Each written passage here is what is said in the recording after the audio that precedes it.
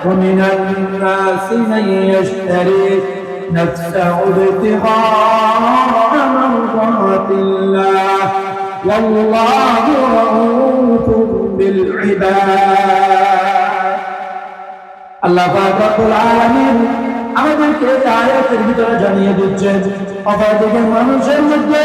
কেমন আছে যে আল্লাহর সন্তুষ্টির জন্য নিজের জীবন দিয়ে দিতে রাজি আল্লাহ পাকের সন্তুষ্টির জন্য জীবন দিয়ে দিতে রাজি এরকম লোক আছে না নাই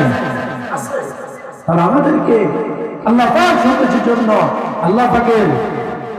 যে জিনিসটা করলে আল্লাহ পাক রব্বুল আলামিন খুশি হবে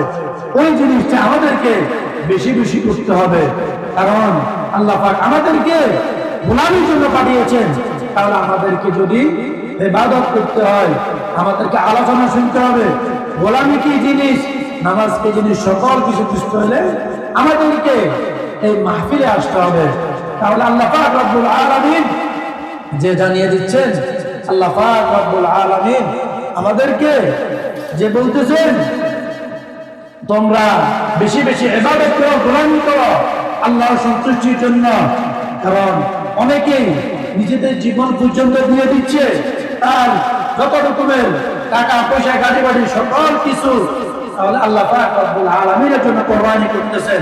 এরকম বান্দাদের উপর আল্লাহ পাক রব্বুল আলামিনের বড়ই মেহেরবান সুবহানাল্লাহ তাহলে আমাদেরকে বেশি বেশি তেলাওয়াত করতে হবে